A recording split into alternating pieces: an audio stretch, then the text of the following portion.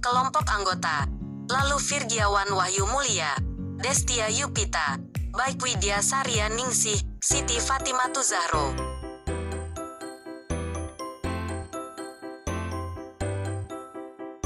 Penjajahan Inggris di Indonesia tahun 1811 sampai tahun 1816. Perjalanan bangsa Inggris ke Indonesia. Kedatangan bangsa Inggris ke Indonesia dirintis oleh Francis Drake dan Thomas Cavendish dengan mengikuti jalur yang dilalui Magellan. Pada tahun 1579, Francis Drake berlayar ke Indonesia. Armadanya berhasil membawa rempah-rempah dari Ternate dan kembali ke Inggris lewat Samudra Hindia. Perjalanan berikutnya dilakukan pada tahun 1586 oleh Thomas Cavendish melewati jalur yang sama. Pengalaman kedua pelaut tersebut mendorong Ratu Elizabeth I meningkatkan pelayaran internasionalnya. Hal ini dilakukan dalam rangka menggalakkan ekspor wol, menyaingi perdagangan Spanyol, dan mencari rempah-rempah. Ratu Elizabeth I kemudian memberi hak istimewa kepada EIC atau East Indian Company untuk mengurus perdagangan dengan Asia. EIC kemudian mengirim armadanya ke Indonesia. Armada EIC yang dipimpin James Lancaster berhasil melewati jalur Portugis lewat Afrika. Namun mereka gagal mencapai Indonesia karena diserang Portugis dan bajak laut Melayu di Selat Malaka. Awal mula kependudukan Inggris.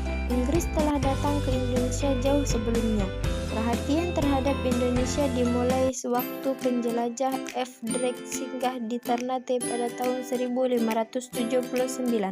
Selanjutnya, ekspedisi lainnya dikirim pada akhir abad ke-16 melalui kongsi dagang yang diberi nama EIC. EIC mengemban misi untuk hubungan dagang dengan Indonesia. Pada tahun 1602, armada Inggris sampai di Banten dan berhasil berdirikan loji di sana. Pada tahun 1904, Inggris mengadakan perdagangan dengan Ambon dan Banda.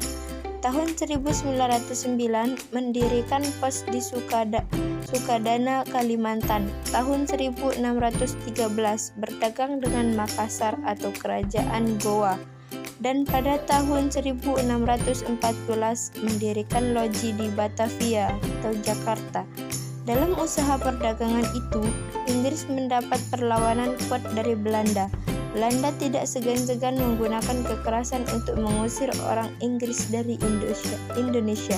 Setelah terjadi tragedi Ambon Massacre, EIC mengundurkan diri dari Indonesia dan mengarahkan perhatiannya ke daerah lainnya di Asia Tenggara, seperti Singapura, Malaysia, dan Brunei Darussalam sampai memperoleh kesuksesan. Inggris kembali memperoleh kekuasaan di Indonesia melalui keberhasilannya memenangkan Perjanjian Tuntang pada tahun 1811. Pada tanggal 3 Agustus 1811, Inggris muncul di Batavia. Peperangan tidak terletakkan lagi. Janses kalah dan menyerah dalam Perjanjian Tuntang. Pulau Jawa pun berpindah tangan ke Inggris. Wilayah bekas Hindia Belanda diserahkan kepada Thomas Stamford Raffles sebagai penguasa baru. Raffles tidak begitu lama memerintah Hindia Belanda karena di Eropa sedang terjadi perubahan politik baru. Inggris dapat menguasai Prancis. Penyerahan wilayah Hindia Belanda dari Inggris kepada Belanda berlangsung pada tanggal 9 Agustus 1816. Sejak peristiwa itu berakhirlah penjajahan Inggris di wilayah Hindia Belanda. Pada tanggal 19 Agustus 1816 berlangsung penyerahan kekuasaan atas Indonesia dari Inggris kepada Belanda. Pihak Belanda diwakil oleh sebuah komisariat jenderal yang terdiri atas Mr. Elout van der Capellen dan Muisykes. Sementara pihak Inggris diwakili oleh John Kendall. Penyerahan kekuasaan itu diadakan di London, Inggris, yang kemudian dikenal dengan Convention of London. Penyerahan kekuasaan itu dilakukan setelah kekuasaan Kaisar Napoleon Bonaparte jatuh. Latar belakang pendudukan Inggris adalah sebagai berikut. A. Continental Style Sail yang diterapkan oleh Napoleon di Eropa 1806 dengan memblokade perdagangan Inggris di Eropa daratan. Inggris tumbuh menjadi negara industri besar membutuhkan daerah pemasaran yang luas. Oleh karena itu, India dan Indonesia akan dijadikan tempat pemasaran barang-barang industri Inggris. Nusantara yang praktis dikuasai Prancis atau Belanda Prancis merupakan bahaya laten bagi kekuasaan Inggris di Asia. Ketika akhirnya Inggris menyerbu Pulau Jawa, penggantinya Daendels, Gubernur Jenderal Hansen. Ketika akhirnya Inggris menyerbu Pulau Jawa, penggantinya Daendels, Gubernur Jenderal Jansen, tidak mampu bertahan dan menyerah.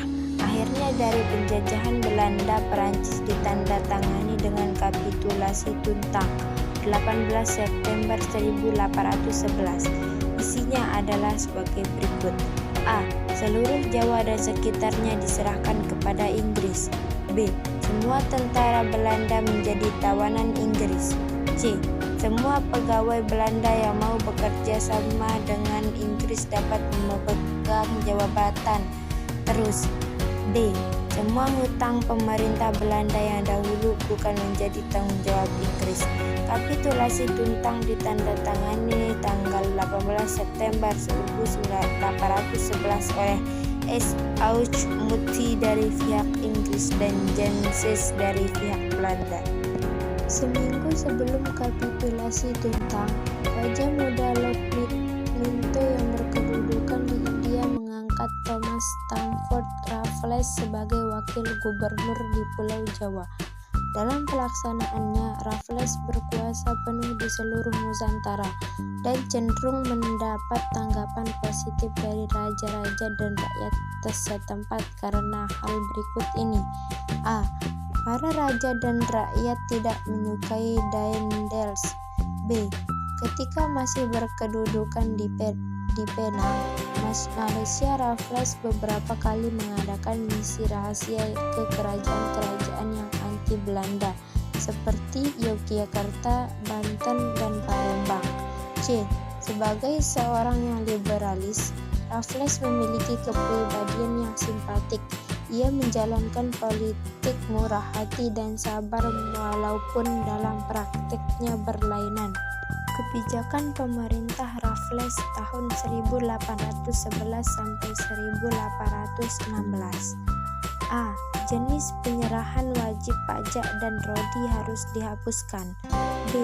Rakyat diberi kebebasan untuk menentukan tanaman yang ditanam. C. Tanah merupakan milik pemerintah dan petani dianggap sebagai penggarap tanah tersebut. D. Bupati diangkat sebagai pegawai pemerintah. Dalam menjalankan tugas, Raffles didampingi oleh suatu badan penasehat atau advisory council yang terdiri atas Gillespie, Cranston, dan Muntinghay. 1. Bidang pemerintahan. Langkah-langkah yang diambil Raffles. A. Pulau Jawa dibagi menjadi 16 karisidenan atau berlangsung sampai tahun 1964. B. Merubah sistem pemerintahan yang semula dilakukan oleh penguasa pribumi menjadi sistem pemerintahan kolonial yang bercorak barat. C. Bupati-bupati atau penguasa-penguasa pribumi dilepaskan kedudukannya yang mereka peroleh secara turun-temurun. Bidang ekonomi dan keuangan. Petani dibebaskan menanam tanaman ekspor, sedangkan pemerintah hanya merancang untuk pasar tanaman ekspor. B.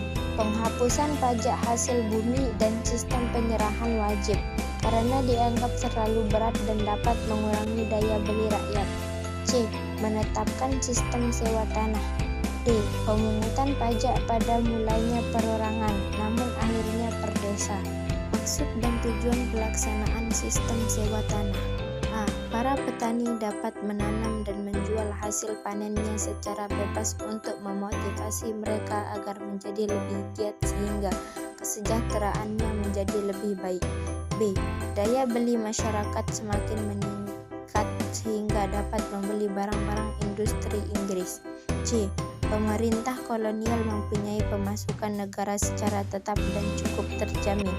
D. Memberikan kepastian hukum atas tanah yang dimiliki petani. E. Secara bertahap untuk mengubah sistem ekonomi barang menjadi ekonomi uang.